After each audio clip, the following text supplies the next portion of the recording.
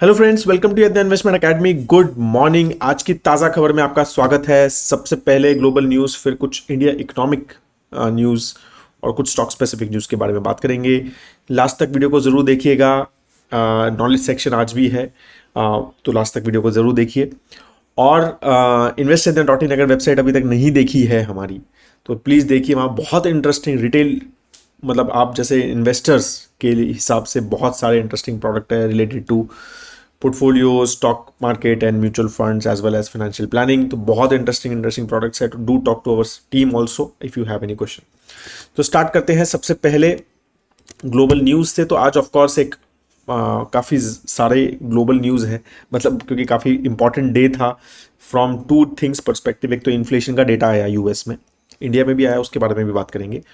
And वहाँ पर FOMC, जो मतलब वहाँ का यूएस फेड की जो मीटिंग होती है, जिसमें इंटरेस्ट रेट्स वहाँ के जो डिसाइड होते हैं, वो भी कल हुई। और उसके भी एक, मतलब जो वहाँ पर यूएस फेड चेयरमैन है जेरोमी पॉल, उन्होंने एक स्पीच भी दी। मतलब उन्होंने ही talk to media about it as well.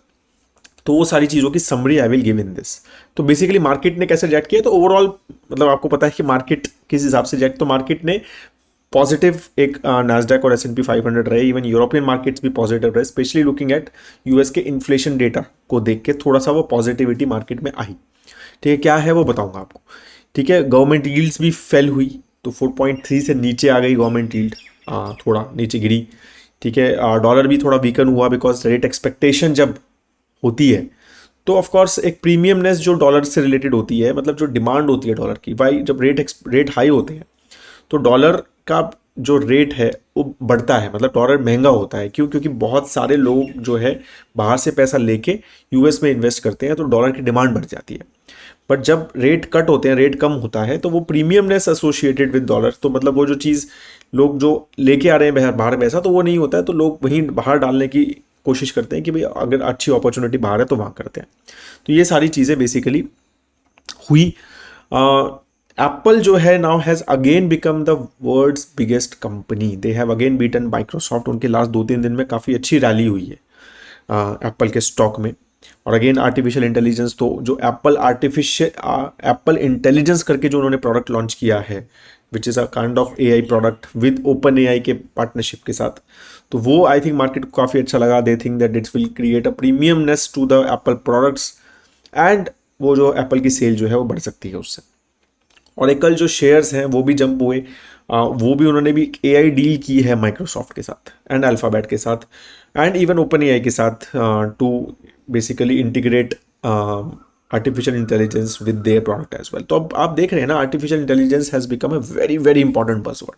अब जैसे मैंने कल परसों भी बात की थी कि जितनी भी मीटिंग्स हो रही हैं, सब में यही बात, आर्टिफिशियल इंटेलिजेंस की बात हो रही है। मतलब और सारी जो टॉप कंपनीज हैं, राइट, एप्पल हो गया, माइक्रोसॉफ्ट हो गया, क्या कहते हैं, एनवीडिया हो गया, तो सब जो है, जो नया रैली हुई है कुछ टाइम से, वो सब एआई रिलेटेड रैलीज हुई है।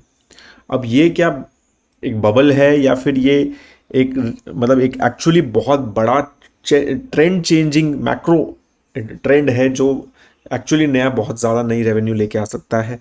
दैट इज़ जो वक्त ही बताएगा। बट डेफिनेटली आपको ये समझना है कि आर्टिफिशियल इंटेलिजेंस को भी बहुत क्लोजली देखना है, और ये सब वैल्यूएशंस को भी, अगर आप स्पेशली यूएस स्टॉक्स में डालते हैं और या फिर इस तरह की इन्वेस्टमेंट, तो इसके वो भी देखना है। 24%, एक नंबर याद रखना, 24% अभी टॉप 5 कंपनीज का मार्केट कैप है इन टोटल S&P 500। तो मतलब S&P 500 500 स्टॉक है, उसमें से टॉप 5 जो कंपनीज है उसका 24% मार्केट कैप है। ठीक है, बाकी आप समझ सकते हैं कि कितना ज़्यादा हाई वैल्यूएशन इन कंपनीज को, प्रीमियमनेस इन कंपनीज को मिल रहा है। तो वो सारी चीज़ें भी ध्यान रखिए। चलो अब बात करते हैं यूएस के इन्फ्लेशन नंबर की। तो क्यों मार्केट पॉजिटिव रही, तो वो इन्फ्लेशन को देख के रही। बेसिकली इन्फ्लेशन नंबर जो आया वो 3.3% आया। यूएस का जो एक्सपेक्टेड, मार्केट जो एक्सपेक्ट कर रही थी वो 3.4 कर रही थी, थोड़ा कम आया। लास्ट मंथ ये 3.4 था, उससे पहले 3.5 था। तो एक डाउन ट्रेंड दिखा मार्केट को, भाई 3.5 से 3.4 हो गया, 3.3 हो गया। तो थोड़ा सा वो पॉजिटिविटी बेसिकली मार्केट में रही। जब जैसे मार्च में वो बढ़ा था 3.1 से 3.1 भी रहा है, एक बार 3 भी हो गया था, बट 3.1 से लेके फिर 3.2 हुआ, फिर 3.5 हुआ, अब जो है वो 3.3 पे आ गया है and market basically liked overall that thought process, right. तो फूड इन्फ्लेशन भी वहाँ पर सिर्फ 2.1% है, राइट। तो मेजरली होम इन्फ्लेशन थोड़ा ज़्यादा है, ट्रांसपोर्टेशन थोड़ा ज़्यादा है, तो ये दो इन्फ्लेशन जो है मेजरली उनके वहाँ पर ज़्यादा है, ठीक है, मेजरली एनर्जी कॉस्ट वगैरह के चक्कर में। बाकी जो है चीज़ें काफ़ी मतलब कंट्रोल में लग रही है। कोर इन्फ्लेशन जब जैसे जो फूड और फ्यूल को हटा देते हैं जिसमें, उसको कोर इन्फ्लेशन बोला जाता है, वो भी 3.4% ही है, ठीक है। वो भी 3.5 एक्सपेक्टेड थी, तो वो भी कम हुई है, मतलब एक्सपेक्टेशन से थोड़ी कम हुई है। तो बेसिकली इसीलिए मार्केट लाइक डेट कि भाई चलो इन्फ्लेशन कंट्रोल में आ रही है, इन्फ्लेशन कंट्रोल में आएगी तो इंटरेस्ट रेट्स कट करने की उम्मीद बढ़ेगी, ठीक है। और ये चीज़ जो एफओएमसी का जो कल मीटिंग हुई उसमें भी ये डिस्कस हुआ, और पावल जो मिस्टर जेरोमी पावल की जो प्रेस कॉन्फ्रेंस हुई उसकी भी जो मैं समरी आपको क्विकली दे देता हूँ। तो एक तो मतलब इंटरेस्ट रेट्स चेंज नहीं किए हैं, वो 5.25 से 5.5 के बीच में ही रखे हैं, तो कुछ नहीं किया। अभी उन्होंने 2024 में एक रेट कट की बात की है कि भाई देयर इज एक्सपेक्टेशन कि एक रेट कट 2024 में हो सकता है, जबकि ये मार्च में उन्होंने बोला था कि 3 रेट कट हो सकते हैं, ठीक है। और मतलब ओवरऑल मार्केट्स एक्सपेक्टिंग कि 2 रेट कट हो सकते हैं, बट यूएस फेड जो है जो अपनी डॉक्यूमेंट में उन्होंने कहा कि भाई हम एक ही रेट कट एक्सपेक्ट कर रहे हैं 2024 में, मतलब मार्केट तो ये स्टार्ट हो बस किसी तरह कैसे भी, ठीक है। और 4 एक्सपेक्ट कर रहे हैं वो 2025 और 2026 में, ठीक है। तो ये सारी चीज़ें वो बेसिकली क्रिएट कर रहे हैं। बैलेंस शीट को वो छोटा कर ही रहे हैं, they are saying $25 billion per month से वो ट्रेजरी की बैलेंस शीट कम कर रहे हैं, तो मनी को सक कर रहे हैं मार्केट से, सो दैट इन्फ्लेशन कंट्रोल में आए, मार्केट में पैसा मार्केट में ना रहे, राइट। तो ये सारी चीज़ें बेसिकली उनकी हो रही है। उन्होंने कहा है कि भाई इकोनॉमी एक्सपैंड अच्छी कर रही है, सॉलिड पेस वर्ड यूज़ किया, expanding at a solid pace. 2.1% उनका एक्सपेक्टेड है जीडीपी ग्रोथ इन 2024, और 2% जो है वो 2025-26 में एक्सपेक्टेड है, राइट। तो ये सारी चीज़ें उनकी है।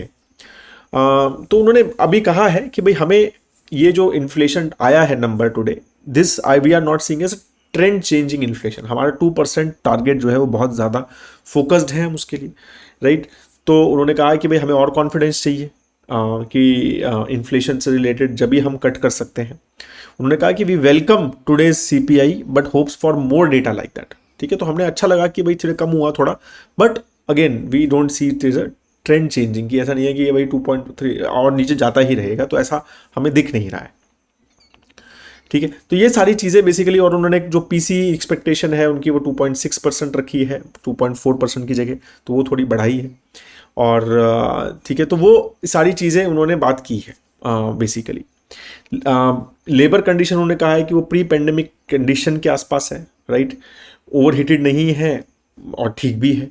एंड 4% 2021 में अनएम्प्लॉयमेंट राइजिंग, मतलब वो 4% to 4.2% का ही एक्सपेक्टेशन उनका है। तो दे आर सेइंग कि वो लेबर मार्केट भी काफ़ी अच्छे बैलेंस में उन्होंने कहा कि है। तो ये सारी चीज़ें उन्होंने मतलब काफ़ी सारी चीज़ें बात की, और भी बहुत सारे पॉइंट्स हैं, but I don't want to bore you with this, but ये मेन जो चीज़ें थी मैंने आपको बताई है। तो ये तो एक मतलब पॉजिटिविटी दिख रही है फ्रॉम भाई, एक सॉफ्ट लैंडिंग की जो बात हो रही है। तो मतलब अभी यूएस इकोनॉमी क्लियरली, मतलब यूएस इकोनॉमी भी बढ़ रही है, इन्फ्लेशन भी कम हो रहा है, मतलब या कंट्रोल में है एटलीस्ट, तो वो दोनों चीज़ें साथ हो रही हैं। तो एक सॉफ्ट लैंडिंग जो बात हो रही थी, सॉफ्ट लैंडिंग की एक्सपेक्टेशन बढ़ रही है मार्केट की, और इसकी वजह से मार्केट थोड़ा पॉजिटिवली रिएक्ट कर रही है कि भाई ठीक है, हार्ड लैंडिंग मतलब क्रैश नहीं हुआ, कुछ टूटा नहीं ज़्यादा, बैंक्स थोड़े से गड़बड़ हुए बीच में, बट एज सच कुछ मेजर टूटा नहीं। मोस्टली इस तरह से मेजरली कुछ टूटता है, जो हिस्ट्री सजेस्ट करती है जब इतने हाई इन्फ्लेशन रेट या इतने इंटरेस्ट रेट और इन्फ्लेशन रेट इतने हाई होते हैं यूएस मार्केट में, तो कुछ ना कुछ बड़ा ब्रेक होता है इकोनॉमी में, या कोई सेक्टर ब्रेक हो जाता है, या कुछ बड़ा इशू क्रिएट होता है, then only the interest rate start sliding down. तो बट अभी तक वो ऐसा नहीं हुआ है, तो इसलिए सॉफ्ट लैंडिंग की एक्सपेक्टेशन मार्केट की है। चाइनीज ईवीज के ऊपर यूएस ने भी टैरिफ्स लगाए थे, अब यूरोपियन यूनियन ने भी 25% एडिशनल टैरिफ्स लगाए हैं ऑन इम्पोर्टेड चाइनीज ईवीज। जो चाइना जो है ना इलेक्ट्रिक व्हीकल्स में ज़बरदस्त एक मार्केट में फ्लक्स कर रहा है, बहुत ज़्यादा उन्होंने प्रोडक्शन अपनी इलेक्ट्रिक व्हीकल्स में बढ़ा दी है, और वो मतलब they are much cheaper and very very good looking and everything. मतलब आप कभी ना एमआई की कार देखना, अगर आपने नहीं देखी, एमआई एस फोन जो बनाता है उसने कार भी बनाई है चाइनीज़, ठीक है। उनका प्लांट की एक वीडियो आई थी, और उनकी जो कार देखना, तो मतलब यू विल बी इम्प्रेस्ड की, और वो काफ़ी एक अच्छी कॉस्ट पे they are making those things. तो तो बेसिकली अब ये यूएस ऑटोमेकर्स और यूएस जो मतलब गवर्नमेंट है और यूरोपियन यूनियन है, तो दे आर वरीड कि भाई हमारा जो लोकल इंडस्ट्री है या लोकल कंपनीज है वो तो खत्म ही हो जाएंगी अगर हमने चाइनीज ऑटोमेकर्स को करा।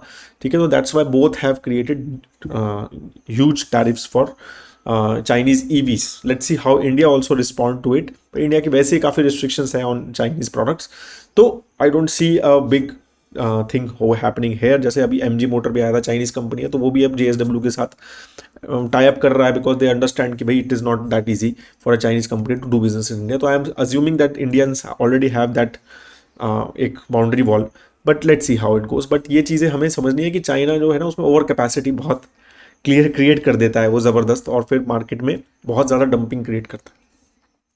अब इंडियन इकोनॉमी की बात करें तो ये सारी चीज़ें, अब जैसे यूएस में काफ़ी सारे अच्छा डेटा आया और इंडिया में भी एक चीज़ें पॉजिटिव दिखी कि रिटेल इन्फ्लेशन जो है वो 4.75% दिखा, राइट। तो विच इज़ मतलब अभी मई 2023 में 4.3 था, तो उसके बाद लोवेस्ट है। तो लास्ट 1 ईयर में एक लोवेस्ट 4.75 सीपीआई इन्फ्लेशन जो आया वो आया। और इवन फूड इन्फ्लेशन थोड़ा ईज हुआ last, actually at least last month से 8.7 था, अब 8.62 आया, बट अभी भी food inflation is still a worry. और आरबीआई बार बार ये बात कर रहा है। आरबीआई की जो मीटिंग हुई थी आई थिंक कुछ दिन पहले, तो उसमें भी ये बात फूड इन्फ्लेशन की उन्होंने बात की कि भाई food inflation is still a worry, 8.6 is very high. ठीक है, और ये जो डायरेक्टली इम्पैक्ट करता है हमारे मतलब लोअर मिडिल क्लास और जो रूरल एरियाज़ में। ठीक है, तो इसीलिए वो एक अभी भी फैक्टर है, बट इन्फ्लेशन स्टिल एक 4% का जो एक थॉट प्रोसेस है आरबीआई का, जबकि उनको 4 to 6 का टारगेट है, एक मिनिमम 4 का टारगेट है। तो दे आर सेइंग कि we are still looking at कि 4 के आसपास आएगा तो हम इंटरेस्ट रेट के आसपास की बात बेसिकली करेंगे। कोर इन्फ्लेशन जो इंडिया का कोर इन्फ्लेशन है, ठीक है, वो अब जब फूड इन्फ्लेशन हटा देते हैं और फ्यूल इन्फ्लेशन हटा देते हैं तो इंडिया का कोर इन्फ्लेशन काफ़ी एक अच्छे लेवल पे है, 3.12% के लेवल पे। तो इंडिया में जो इन्फ्लेशन है 4.75, वो फूड इन्फ्लेशन बहुत बड़ा कॉन्ट्रीब्यूटर है उसमें, राइट। तो food inflation is a major worry, right. तो फूड इन्फ्लेशन को जब हम हटा देते हैं तो कोर इन्फ्लेशन जो मेन माना जाता है वो सिर्फ 3.12% है। मतलब एक्चुअली अगर आप देखें तो core inflation is lower than US in India. मतलब बहुत इंटरेस्टिंग चीज़ है ये। ठीक है, तो करंटली 3.12% है, तो वो लोअर है यूनाइटेड स्टेट्स से। ठीक है, तो वही है कि ये सारी चीज़ें हैं। तो लेट्स सी हाउ, मतलब ऑफकोर्स आरबीआई में उन्होंने कहा है कि भाई हम करना चाह रहे हैं इंटरेस्ट रेट कम, but we want to do it in a process gradual and durable basis पे। और 4% एक टारगेट उन्होंने कहा है कि इंडिया के इन्फ्लेशन जब करेगा तो हम बात इसकी ज़्यादा थॉट प्रोसेस देंगे।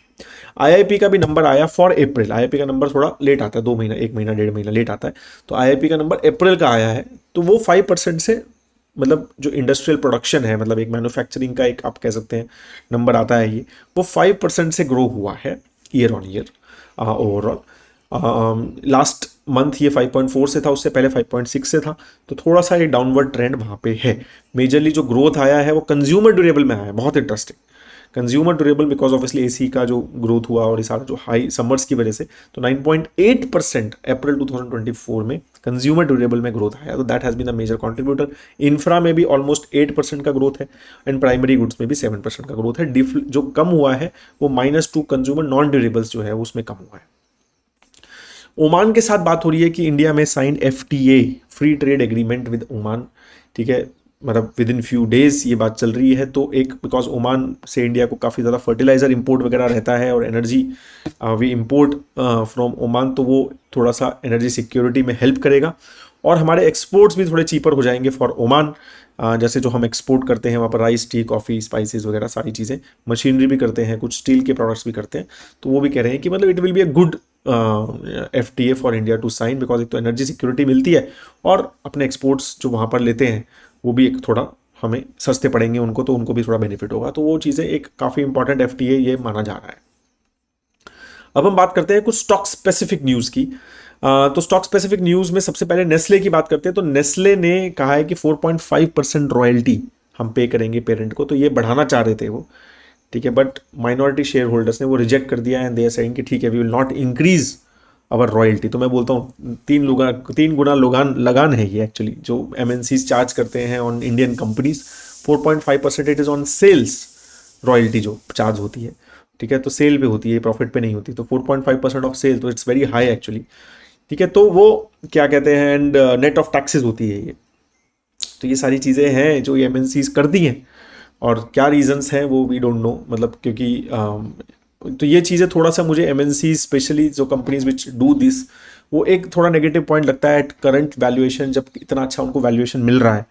ठीक है, इतनी अच्छी growth these MNCs parents have in India, तो आई बिलीव दैट मतलब these royalty concept should be remove, और ऐसा एज सच एटलीस्ट नेस्ले का तो शुड रिमूव, कि नेस्ले ऐसा एज सच क्या आपको प्रोडक्ट्स में क्या उनके इनोवेशन है, R&D है, वेरी लिमिटेड है। I think it is more of a branding which they could do in India, तो उसके लिए रॉयल्टी का मेरे को लगता नहीं है। आई थिंक इंडियन, तो वो चीज़ें मेरे को लगता है, but let's see how it goes. ठीक है, Bain Capital planning to exit L&T finance, तो बेन कैपिटल का स्टेक है ऑलमोस्ट 3.5% का स्टेक है, तो वो they are planning to exit. उन्होंने ऑलमोस्ट सितंबर 2023 में भी 2.82% स्टेक बेचा था L&T फाइनेंस में 910 करोड़ रुपए का। अभी वो 3.4% बेसिकली बेच रहे हैं, और सिर्फ ऐसा बोला जा रहा है कि वो ब्लॉक डील सिर्फ 0.85% डिस्काउंट जो क्लोजिंग प्राइस पे है उस पे हो रही है, तो they want to exit. But this is typically BP जो फंड्स होते हैं, ये इस तरह से खरीदी बेची चलती रहती है, तो वी शुड ऑलवेज नॉट पे टू मच थॉट प्रोसेस की, नहीं है क्या कंपनी में कुछ इशू है क्या इसलिए जा रहा है, तो आई डोंट थिंक मतलब ये उसके हिसाब से रीड करना चाहिए। प्रमोटर कोई जाए जो मतलब काम कर रहा है, जो एग्जीक्यूटिव प्रमोटर है, तो फिर हम we should look at it, but कोई private equities are suppose to go after some times when they are investing in some company. Haldiram's is exploring IPO। ठीक है, तो उन्होंने पहले they were planning to sell to foreign investors, तो उनके कुछ मतलब काफ़ी सारे अलग अलग थॉट प्रोसेस थे कि बड़े बड़े कंपनीज के साथ ब्लैकस्टोन वगैरह या ब्लैक रॉक वगैरह के साथ डिस्कशन चल रहे थे, तो they wanted a $12 billion valuation which they couldn't get it seems, तो now they are planning to do a IPO in India। Haldiram's काफ़ी बड़ा ब्रांड है स्पेशली नॉर्थ में और वेस्ट में, एंड तो अगर वो IPO आता है तो मतलब they are expecting $8 to $8.5 billion का IPO, तो let's see how it goes. Bajaj Housing Finance also has filed the DRHP, तो वो तो उनके by regulation they had to file IPO, तो 7,000 करोड़ का IPO जो है वो एक्सपेक्टेड है कि will be launched very soon. एक और इंटरेस्टिंग न्यूज़ जो आई है वो है 361 WAM which was basically IIFL wealth, जो पहले XIIFL वेल्थ नाम चेंज हो गया, 361 WAM हो गया। तो वो उन्होंने ET मनी को एक्वायर कर लिया। तो if you are investing in mutual funds तो थ्रू ET मनी, तो you need to know, and it is 361 WAM is a listed company, और एक आई थिंक 24-25,000 करोड़ की कंपनी है IIFL वेल्थ। तो उसके उनको मतलब स्ट्रेंथन वेल्थ मैनेजमेंट स्ट्रेंथन करने के लिए they have acquired that company. ET money का जो सेल है, मतलब जो उनका रेवेन्यू है लास्ट ईयर का, वो अराउंड 30 करोड़ रुपीज़ का, और जो सेल हुआ है वो ऑलमोस्ट 360 करोड़ रुपीज़ में। तो प्राइस टू सेल अराउंड 12 का प्राइस टू सेल्स दिया है। It is not a profitable, it is a loss making company. वो डायरेक्ट प्लान्स में इन्वेस्ट कराते हैं, तो ऐसा उनके पास प्रॉफिट ज़्यादा नहीं है, तो लॉस मेकिंग कंपनी है, but still they could charge because of the brand and the reach they have and number of customers they have, तो और काफ़ी बड़ा asset under management they have. तो वो सारी चीज़ों की वजह से IIFL Wealth has entered and they have got those many customers and the reach of course has increased, but how they will basically monetize it is yet to be seen, but let's see how it goes। but ये जो deal है ये रात को कल हुई है, तो we should know since it is a listed company as well। so that is all I have on the overall news। if you have any question please do write in the comment section। अब बात करते हैं आज के knowledge section की। तो interesting दो charts मुझे मिले, कोटक की कोई रिपोर्ट देख रहा था मैं, तो I thought I will share that with you. ये सारी चीज़ें भी ट्रैक होती हैं और ये सारी चीज़ें भी पता होनी चाहिए। और कई बार क्या है ना, हम इंडिया की पॉजिटिव न्यूज़ सुन के कि इकोनॉमी में ये अच्छा चल रहा है, ऐसे अभी हमने देखा इन्फ्लेशन भी अच्छा है, IIP भी ठीक ठाक है, ठीक है, तो मतलब जो भी चीज़ें जो इकोनॉमिक इंडिकेटर्स जो बोले जाते हैं वो इंडिया के काफ़ी अच्छे, ठीक है। तो ये सारी सुन के कुछ कुछ चीज़ें नेगेटिव जो ग्लोब में चल रही है वो भी चीज़ें पता होनी चाहिए। तो वो है, ये देखो, trade restriction have increase sharply along side. तो एक जियो पॉलिटिकल रिस्क इंडेक्स होता है, पता है आपको, यू मे नॉट नो, मतलब मेरे को भी रिसेंटली ही पता चला है, तो आई वॉज ट्रैकिंग इट, तो ये काफ़ी इंटरेस्टिंग है। तो वो अगर हम देखें जियो पॉलिटिकल रिस्क, वो 9/11 और वॉर इन इराक जो 2002-2004 में था, उसके बाद एक हाईएस्ट लेवल पे है। और हमें अभी भी समझना है कि अभी भी वर्ल्ड में दो वॉर चल रहे हैं, war in Ukraine and war in Israel, और मतलब इसराइल गाजा जो एस्केलेशंस है, ठीक है, तो वो अभी भी चल रहे हैं। आप अगर देखेंगे तो वॉर जो है वो काफ़ी बड़ा, एक ब्लू कलर से उसका जो रिस्क है वो बढ़ गया है, ठीक है। मिलिट्री बिल्डअप्स जो येलो कलर है वो भी अच्छा खासा इंक्रीज है, और मतलब हाईएस्ट है अगर हम देखें एटलीस्ट सिंस 2000, लास्ट 24 ईयर्स में, ठीक है। और terror threats and acts has also increase recently, ठीक है, तो उसका भी रेड कलर अगर हम देखें तो वो थोड़ा सा बढ़ गया है। तो ये सारी चीज़ें भी हमें समझनी बहुत ज़रूरी है। These also shape markets, these also shape countries, these also shape politics across the world, these also shape the various relationship across the world, and these also shape trade restrictions.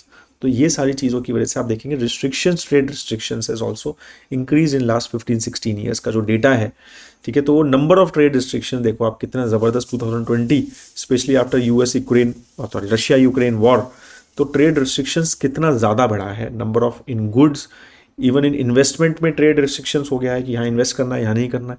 Even in goods में trade restriction जो बहुत बढ़ गया है, जबकि 2017 तक आप देखेंगे तो ट्रेड रिस्ट्रिक्शन बहुत कम। तो ये सब नंबर्स भी ना इंपॉर्टेंट होते हैं समझने के लिए। कई बार क्या होता है ना कि we lose focus on this, हम इतना पॉजिटिव न्यूज़ सुनते रहते हैं कभी कभी, या एटलीस्ट हमारे मुंह से बहुत सुनते हैं, तो हमें ये नहीं पता है कि ग्लोब में यार अभी भी दो वॉर चल रहे हैं, अभी भी चीज़ें एक थोड़ी टेंटेटिव है, right. It's not, everything is not so good.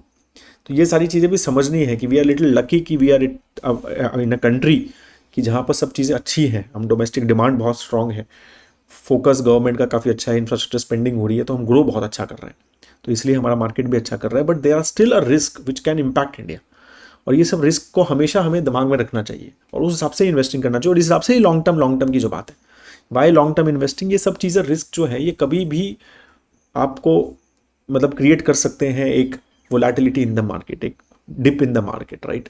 तो ये सारी चीज़ें समझनी, इसीलिए वो बार बार लॉन्ग टर्म इन्वेस्टिंग की जो बात होती है वो इस वजह से ही होती है कि रिस्क, ऐसा नहीं है कोई रिस्क नहीं है मार्केट में अभी, ठीक है। तो काफ़ी ज़्यादा आई एम सीइंग कोई इन्वेस्टर्स या मेरे पास आते हैं, कई बार कहते हैं सर मैं 1 साल के लिए डालता हूँ, 2 साल के लिए किसी इक्विटी फंड में डालूँ क्या, बहुत अच्छे रिटर्न ही हैं, अरे बहुत अच्छे पॉलिसी चेंजेस हो रहे हैं, ये हो रहा है वो हो रहा है तो अच्छा ही करेगा। तो वो सब चीज़ें समझ लीजिए आप कि हो सकता है domestically risk are rest, but there are lot of global risk. तो ये सारे चार्ट्स, ये सारी चीज़ें भी आपको थोड़ा सा एक बैक ऑफ द माइंड रखनी चाहिए कि यार ऐसा नहीं है, कभी भी चीज़ें इम्पैक्ट कर सकती हैं, even though it is not in our hand, things are good at domestic, but ये सारी चीज़, तो ये I just wanted to share कि ये सब चीज़ें भी ध्यान रखना बहुत ज़रूरी है। आई थॉट ये इंटरेस्टिंग चार्ट दिखा मुझे, this is I think very recent, I think it's not very old chart, ठीक है। तो 1-2 महीने पुराना ही चार्ट है ये, तो you should know all these things and then only we take our decisions in investing. वो अपना आप लॉन्ग टर्म एक होराइजन अपने आप डेवलप होता है ये चार्ट देख के। That is all I have, I hope that you like it. अगर आपने invest in the dot in website नहीं देखी ना हमारी उधर, तो प्लीज़ एक बार जरूर देखिएगा। वो मॉडल पोर्टफोलियो, स्टॉकोमीटर, फंडोमीटर और financial planning face to face session with Parimal, और you want with me, that is also available, do check that. Have a great time है दोस्तों, जय हिंद।